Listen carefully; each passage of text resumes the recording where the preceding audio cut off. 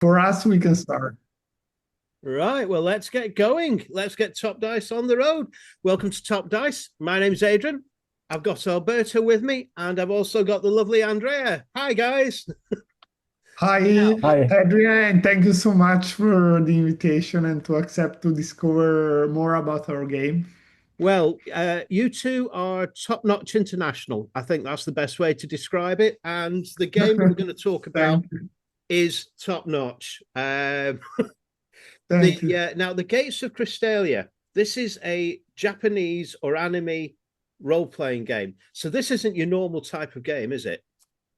Yeah. So basically, yeah, it's correct. Is what we call TTJRPG, tabletop Japanese role play game. Why Japanese? Because it's the inspiration that we bring from anime, not general anime, but specifically isekai. So the anime genre that where uh, the main character die and reborn in a different world where he have to create a new friend, new environment around house, and like try to rebuild a new life.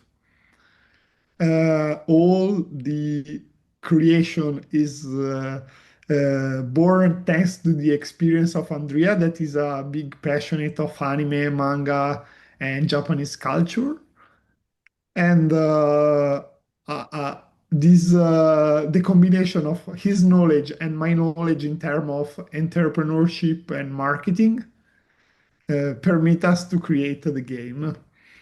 Well, it's got to be said, it is an absolutely lovely game, and also it's quite different because it uses cards at the center of it, doesn't it? Correct. Yeah. When we decide how to enter in the market to bring innovation and to create something different, the idea was the Andrea's idea was to create something that permit us to play with less randomness, creating something that could be more strategical. And thanks to the fact that with a dice, you can launch, but then you don't know what will be the result. So even if you're dreaming an amazing result, your creativity can be destroyed by a result. But if you have a cards, you can be aware of what you can do or you can do based on the rules that we set up in the games. And also cards are used for combat, but also, and the card deck, it's also the life of the hero. Yeah, exactly. And it works so very, very well. It's got to be said. Now, we use cards, but also one other thing I love about this game, and it's got to be said, well, I'm seeming to be experiencing some lag here at the moment. That's I don't know why that is. Let me just try and adjust Sure. my bandwidth a second. Right, let's see if that actually improves a bit. Maybe it's something to do with the connection. What I will say here to the listeners and the viewers, we have Alberto. He's over in China at the moment, and obviously, Andrea, he's over in Europe, isn't he? Basically, so basically, is it where is it, Andrea? Was it Europe you're in, or is it to Dubai? So, I am in Russian now. Wow, it's truly international. I'm loving it even more.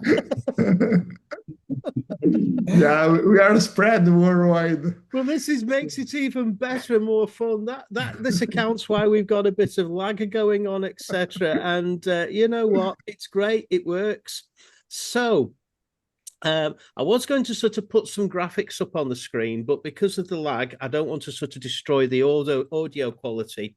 So what I'm going to do as well, Alberto and Andrea, I'm actually going to do yet another video after we've done this, and I'll do it as a separate program completely. And I'll actually show some of the art and pages, if that's okay, from the game and highlight it and spotlight it. Today, Perfect. it's all about you two guys because you were the brains behind this particular game.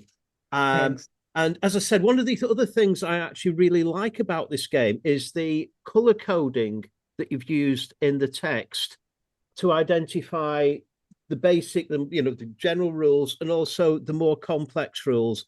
That was a great idea. How did you come up with that idea? So basically, our main work before start with tabletop roleplay game is book publishing. I personally own two book publishing companies. One is Top Notch International Ltd that is based in London, and the other one is Tip Top Group LLC that is based in Sharjah, that it's a city in the United Arab Emirates where I live. So we bring our experience from that field where it's important to don't just deliver a book that is super basic, but if you want to like shine in the market, you need also to bring like gamification in the books. You need to bring some modernity in terms of book formatting, typography, and other factors. So when I love like a beautiful product. Andrea is a super skilled graphic designer. He's expert in typography, formatting, Illustrator, and so on. So when he showed me the other TTRPGs in the market, the ones that he play like Dungeons and Dragons, Pathfinder, and the others, I immediately noticed that the formatting were so basic compared to what are the standard in the book industry, because very probably they always create the game with that template, and we never know, maybe we can even improve and we can like recreate the formatting of a book, and nobody do until when we see these opportunities. And so we say, why don't innovate the market, not only with this new mechanic of the game that is based by cards, but also changing the format. I've got it. Okay, so yeah, again, we had a bit of a technical issue there, but we're back with it. okay, we're on. Yes. So yes, this mix of high aesthetic inside the book, gamification, because as you can see, every page is different. There is a coherence because we divided the rules in green rules that are like the basic one and red rules that are the most advanced one.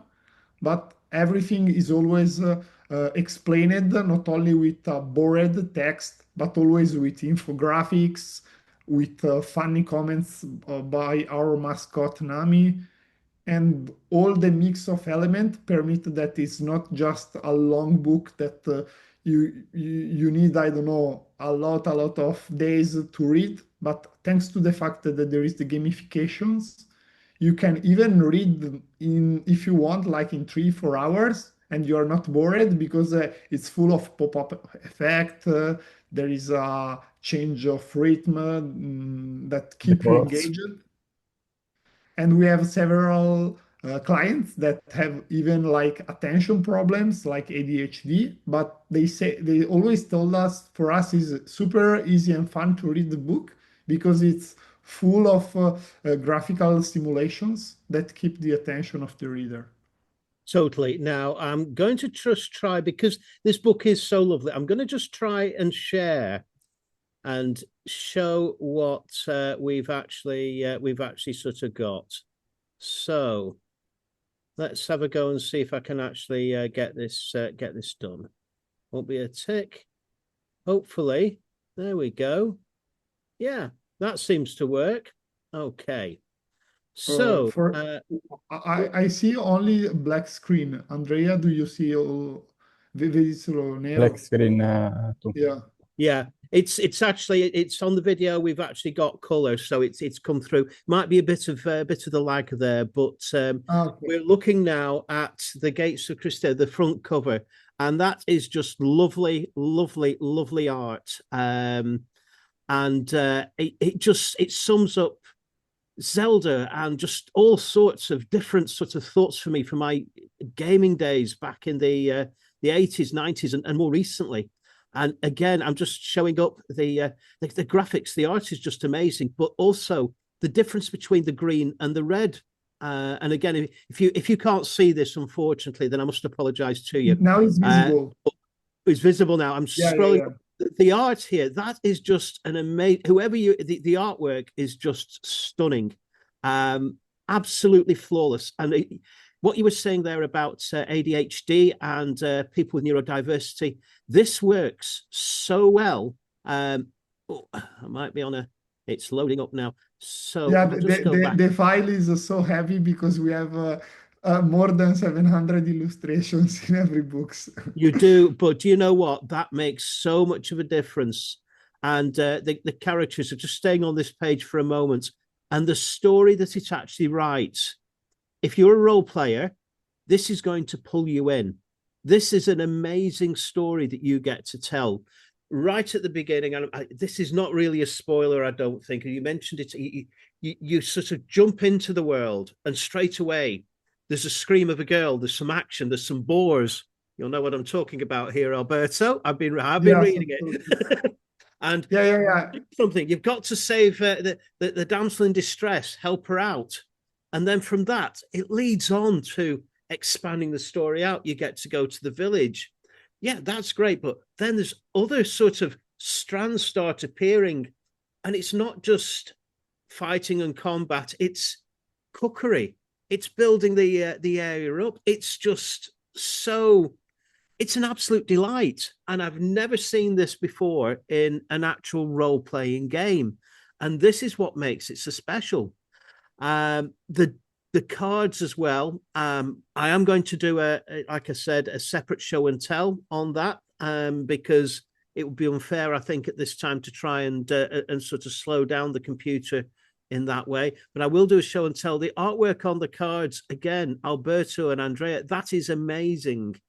Took a look at them and I was just, yeah, that's it. I'm going to get one of my games masters to actually go ahead and log in and buy this properly, the hard copies, because I think PDFs, yeah, they're great, but to actually hold these in your hand, that's where I think that the real plus of it actually comes. Yeah, it's just gorgeous. And there you go. The comment here from Nami. So I can see you looking for dice. Forget about them. We play with cards here, baby. It's like a magical deck that turns your crazy ideas into even crazier adventures. That sums it up. It really, really does. So, influences. We've already mentioned there the influences that you've actually sort of been coming up and using. Was there any particular Japanese anime that you decided that you were going to really concentrate on when you were making this? So at the end of the game, we will treat deeply every kind of anime isekai because the product that you're showing right now is the core rule book. So yes. It show you like the general word that we can think in a normal medieval anime fantasy. But what we will develop is a big universe where there are 11 different words, each one that group several anime themes. We just finished the Kickstarter about the first word that is Lumina. And Lumina is the classic medieval word that is the center of the game because from Lumina there are the gates that interconnect each of the 11 words. But then we will develop all kind of anime. The anime that is based in the ocean, so like pirate style, like One Piece. There will be one based more in, I don't know, neon, futuristic stuff. There will be something about like robots and so on. So we will really treat everything from nature to oceans, modernity, and so on. It's all there, and I've just stopped round about here because again, this sort of highlights the ducks. Obviously, is the games master or equivalent. Yeah. And just going to scroll back a little bit on this. You've got the game materials for players, but look at this. We also have a QR code. You can listen to the official game music. Yeah, Amazing. yeah, because this is part of the full experience that we said. So in order to really jump deeply in the game, if you even read while you listen to music, you have a better immersion, and so you can experience even more the game and unleash your creativity. Well, I'm going to sort of say something here. I did actually listen to the music as I started reading through it because I came across that QR code. And yeah, it's inspirational, I think is the word. And it kept me so engaged with reading through it. And as the viewers can actually see here, how easy is this to actually read? It's not overly wordy. You've got the graphics there. It's such an easy read to actually have. And every page, it engages the senses, different senses as well, which is just absolutely fantastic. And it explains every single section out for you about what the responsibilities are, how you go about it. Here we go, encounters, non-combat and combat. Again, look at the graphics and also make choices. And it's like, want to talk to the blacksmith to negotiate? Yes, you can do that. Want to pick flowers to give to the MP? Yes, you can. And that's all about what manga's about. Can you imagine that appearing in Dungeons and Dragons? No, I can't. Okay, you might negotiate a price with the blacksmith, but pick flowers to give to an NPC you like. I can't remember the last time in a Dungeons and Dragons game that happened. And I'm a huge fan of Dungeons and Dragons, so you know. But this, yeah, it's. I think it covers just about every sort of adventure. Yeah, yeah, because it's like in the books. If we have to publish a new books in general, I mean obviously non-fiction books, we always analyze the existing product. We cover all the things that they cover, plus we check like the bad reviews, the needs of the customer that read the books and say, oh, but I would like that you have this, this, and this. We do the same with the games. So we compensate the problems that there are in the other books, in the other games, and we solve in our books in order to have a complete experience. And that's also why we have people that tell us, okay, I love anime, but with that system, with the rules, I can even play another kind of things because it's just a different system, but that permit me to do a lot of things, not just a combat, but a relationship, build a kingdom, explore something, and so on. Because there are Io, rules for everything. io You're right. penso che non esista ad oggi, almeno che io conosca, un gioco che possa veramente essere definito anime, perché i combattimenti a turni non rappresentano gli anime. Yeah, Andrea say that when he developed the game, he always care a lot about what happened in the anime, so that there is a synchronized combat when a player attack, the other can react immediately. He don't have like to wait at the end of the turn and so on. And thanks to the fact that all the game work around the possible simultaneously of the combat or all the actions, these really make the difference. Does. And as I keep saying, it's very successful. It's probably one of the most innovative games that I have actually seen for quite a few years. So how long did it take you? Was it 2024 that the original came out? We published the on Kickstarter the first book. This is the Coral book in at the end of August 2024. We founded. We published the second book that is the we call Last Deux expansion. That is basically a kind of dungeon master guide plus an expansion for the players. And we founded this in May 2025. And like the past week, exactly 1 week ago, because it was Wednesday of the past week, we founded the first of the 11 words on Kickstarter. The game born like several years ago, but just in terms of ideas in the mind of Andrea, because he owned a shop, like a game shop close to Rome, where he sell like board game, manga, TCG, and so on. So he always like start to hear the feedback about the customers. He developed little games that they can play inside the shop, and then he melt the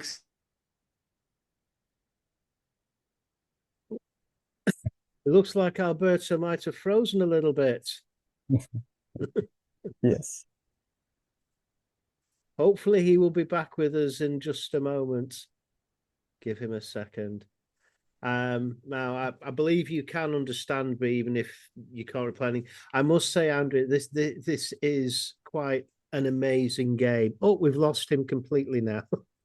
So it is a completely amazing game. This I absolutely love it. I'm guessing here I am. there we go. I'm sorry. Yeah, yeah, I don't know what happened, but You're I'm back. here. I was just Yeah, talking to him. yeah. I was just Alberto ritorna. heard quite a bit there. You were saying about his shop. Does Andrea still have his shop? No, he closed like I think like 4 years ago, something like this. More. Yeah, more. Well, I was going to say I'll come over to Italy just to come in the shop and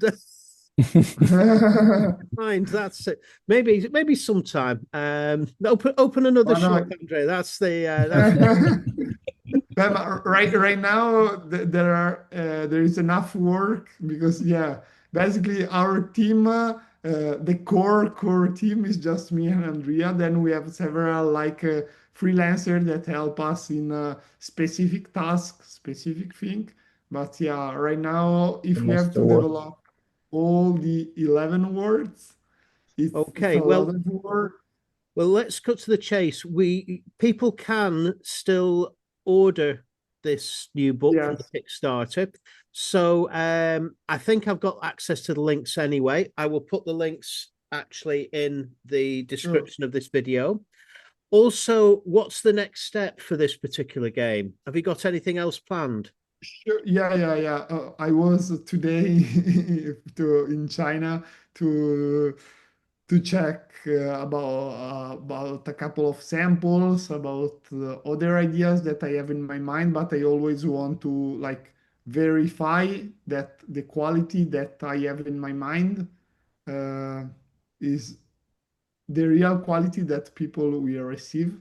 So we always do a lot of tests, even if people see just the final result, but behind the result, there are several choices, several tests, several elimination, we can say, of ideas that maybe could work, but we have a really high standard.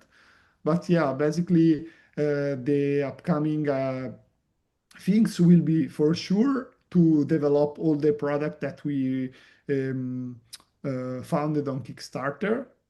Our game until the last Kickstarter, the one before the one that we just founded, and still in 6 languages: Italian, English, German, French, Brazilian, Portuguese, and Spanish. The last expansion, we decided to publish just in 4 languages. So we remove for just this one Brazilian Portuguese and German because we don't have enough supporter that create the sense of invest in all the localization and so on.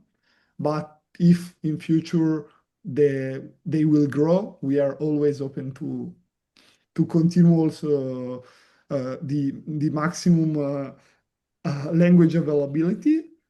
A And for the breve, a breve lanciamo la nostra web app che è una discreta bomba. Yeah, then in the last Kickstarter, one of the stretch goals is the web app and the virtual tabletop that is free for all the backers. So even if who will back the project right now that is in late pledge store on Kickstarter, he will receive all the stretch goals that are included. And so yeah, so we can say that there's lots coming then. yeah, there is a lot coming from this Kickstarter. And then imagine that there will be a lot of big news for every of the 10 remaining words that we expect to release more or less one every 6 months. Wow. Okay. So So, yeah. do you have a UK distributor? Right now, no. Right now we have only an Italian distributor. We are doing we have like kind of not seen it, but close to seeing it in the United States. But for the rest, we still open. Okay, I'll have a quick word with you at the end after we've actually ceased recording about that, Alberto. One other thing I'm going to sort of say here is that with your permission, in a few months' time, I'm going to start doing some recorded YouTube videos of actual gameplays. And I'd love to actually, I want to get my head around the rules first before I even begin to try and run this game. It's got to do it justice. Sure. There's so much material out there that I want to absorb. So I'm hoping in a few months, if you're okay with that, I'll do an hour play test just to show it working. Yeah, absolutely. And you can also already enjoy the web app that still right now that is in beta is open literally to everyone. So if you want to just, I send you the link, you can create your account and then you can create online your character in an automatic way. You can do several things inside the app. So it's, we developed this tool. In solo mode. Yeah, we developed this tool to permit to facilitate the game of the players, but also to permit solo players to play alone if they don't want to play with someone else, if they don't want to organize in advance a game, but they still be able to do everything. That's absolutely great. Right. Okay. What is the number one? We use the cards, obviously. What is a final word? If you're wanting to encourage people to play this game, what would the pair of you actually say? So, first of all, I think that the best way to convince people, especially in that field, is that to test the game. So, for that reason, we publish for free a demo of the game that also is available in 6 languages that they can download from the Kickstarter page or going in our website, gatesofkrystalia.com.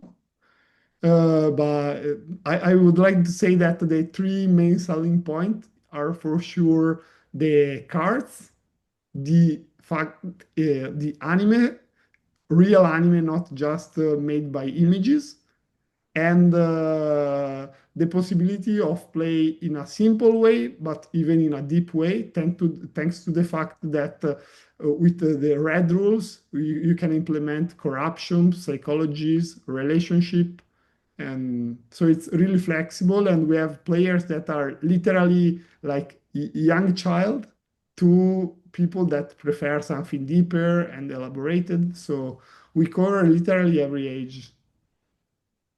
Well, there we go. And was also our goal because normally the TTRPG field is between 35 and 55, more or less, between the market analysis. But thanks to the fact that we use cards, we are able to broaden the audience even to a younger audience or older audience, because this permit also like less stress and even lighter games if they want. It is, and again, I think going back to the artwork on the actual book, I was just the first 12, 13 pages I think we flipped through there, and the people watching this saw the quality, the visual aspects of this, and that it just pulled you in. As soon as I started looking at it, I wanted to read more and find out more about it. So that's again a testament to the pair of you who've actually sort of brought this out. So thank you very much for that, and thank you for talking to me today. Right, you're welcome. It's a pleasure. Thank you very much. Thanks. Thank you. Bye-bye. Thank you.